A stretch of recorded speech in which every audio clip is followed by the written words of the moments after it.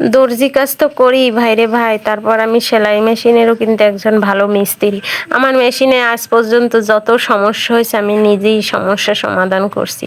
যদি কোনো পার্টসপাতি ভেঙে যায়, নষ্ট হয়, আমি বাজার থেকে কিনে নিয়ে এসে আমি নিজেই লাগাই, নিজেই এডি সব পারি আর কি।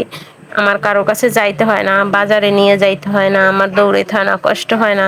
মানে আমি সব সমস্যার সমাধান করতে পারি। আর আমার মেশিন আলহামদুলিল্লাহ তেমন কোনো সমস্যা হয় না। শুধু ঈদের সময় একটু বেশি ভারী কাজ থাকে, মানে কাজের জন্য প্রেশার পড়ে যায় মেশিনে, সে সময় একটু হয়তো সমস্যা হয়, কিন্তু ওটা আবার ঠিক হয়ে যায়, আমি ঠিক করে ফেলাই।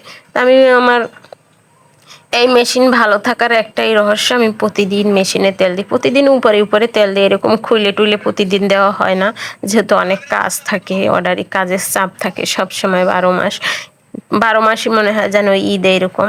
তো দেখেন এই আজকে আমি খুলে নিয়ে বসছি, মাসের ভিতর 2-1 দিন হয়তো এরকম দিতে পারি, 2-1 দিন না পারলে একবার তো আমি এরকম ভালোভাবে খুলে পরিষ্কার করে টরে তারপর সুন্দরভাবে তেল দিই।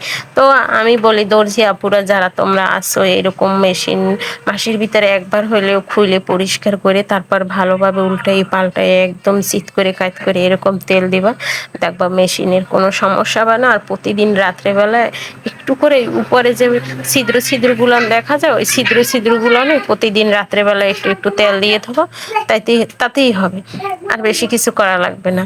তাহলে মেশিন খুব সুন্দর সহজ চলবে, আর সেলাইতে কোনো সমস্যা হবে না, তারপরে কোনো শব্দ হবে না, একদম পানির মতন চলবে। এই যে এই মেশিনটা আমি যখন চালাবো আজকে 2-3 ঘন্টা এই মেশিনটা রেস্টে থাকবে।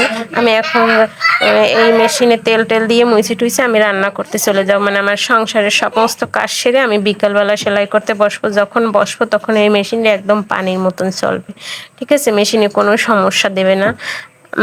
আমি এই প্রায় 15 বছর ধরে এই মেশিন চালাই, এই মেশিন চালাই আমার জীবনের যত ছোট ইচ্ছা আশা আকাঙ্ক্ষা ছিল, ছোট ছোট আমি সব পূরণ করছি, বড় কিছু করতে পারিনি। তো আমার ভিডিওটা যদি ভালো লাগে তোমরা একটা প্লিজ লাইক করে দিও, হ্যাঁ, আর কমেন্টে বলবা যে ভিডিওটা কেমন হয়েছে। তো আজকে পর্যন্ত, সবাইকে আল্লাহ হাফেজ।